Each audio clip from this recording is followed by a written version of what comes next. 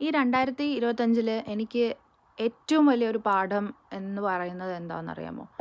അതായത് നമ്മൾ പല സമയത്തും ഒരു നമ്മളൊരു സ്റ്റക്കായി പോകുന്നൊരു സിറ്റുവേഷൻ വരും. അതായത് ഇനി മുന്നോട്ട് എന്ത് എന്ന് ചിന്തിക്കുന്ന ഒരു അവസ്ഥ നമുക്കുണ്ടാകും. അപ്പോൾ നമ്മളങ്ങനെ നിൽക്കുന്ന ഒരു സമയത്ത് നമുക്കൊരു ലൈഫ് ലൈൻ പോലെ ഒരു സംഗതി നമ്മളുടെ ഫ്രണ്ടിൽ വരുന്നുണ്ടാവും. നമ്മൾക്ക് അറിയില്ല അത് ചിലപ്പോൾ നമ്മൾ എടുത്തു കഴിഞ്ഞാൽ എത്രത്തോളം സക്സസ്ഫുൾ ആകും എന്നുള്ള കാര്യം നമുക്കറിയാൻ പറ്റില്ല. പക്ഷേ ആഹ്, തിരിഞ്ഞു നോക്കുമ്പോൾ നമ്മളെ ആ സമയത്ത് ഒരു വളരെ പ്രഷേർഡ് ആയിട്ടുള്ള എൻവയൺമെൻറ്റിൽ നമ്മൾ നിൽക്കുകയും ആ എൻവയൺമെൻറ്റിൽ നിന്ന് നമ്മൾ ചിലപ്പോൾ ആളുമായിട്ടുള്ള ഒരു റിലേഷൻഷിപ്പ് ആയിരിക്കാം, അല്ലെങ്കിൽ നമ്മൾ ഓഫീസിൽ നേരിടുന്ന പ്രശ്നങ്ങളായിരിക്കാം. എന്ത് തന്നെ ആയിക്കോട്ടെ, നമുക്ക് ചിലപ്പോൾ തോന്നും ഇത് എന്തുകൊണ്ട് ശരിയായി വരുന്നില്ല? എനിക്ക് എവിടെയാണ് പിഴവ് സംഭവിച്ചത്?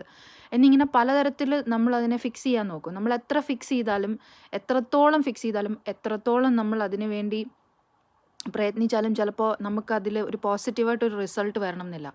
അപ്പം നമ്മൾ നമ്മളെ തന്നെ ചോദ്യം ചെയ്യാൻ തുടങ്ങും. ഇതെന്തുകൊണ്ട് എനിക്ക് മാത്രം പറ്റുന്നു? ഇതെന്തുകൊണ്ട് ഇതേപോലുള്ള സിമിലർ പാറ്റേണിൽ എന്തുകൊണ്ട് എനിക്ക് പ്രശ്നങ്ങൾ വന്നുകൊണ്ടിരിക്കുന്നു? എന്ന് നമ്മൾ നമ്മളോട് തന്നെ ചോദിക്കുന്ന ഒരവസ്ഥ വരും.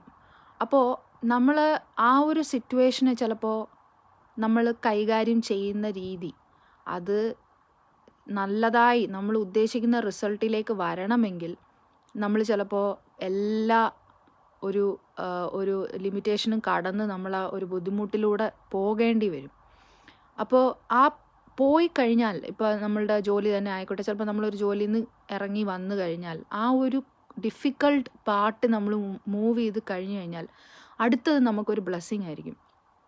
അപ്പോൾ യൂണിവേഴ്സ് വർക്ക് ചെയ്യുന്നത് എങ്ങനെയാണെന്ന് വെച്ച് കഴിഞ്ഞാൽ, നിങ്ങൾ നിൽക്കേണ്ടതല്ലാത്തൊരു സിറ്റുവേഷനിൽ നിങ്ങൾ നിൽക്കുകയാണെങ്കിൽ ആ സിറ്റുവേഷനിൽ നിന്ന് നിങ്ങൾ പുറത്ത് കടക്കും വരെ യൂണിവേഴ്സ് നിങ്ങളെ വളരെയധികം ബുദ്ധിമുട്ടിലൂടെ കൊണ്ടുപോകും. അതിങ്ങനെ നമ്മൾക്കൊരു മെസ്സേജ് തരുന്നതാണ്.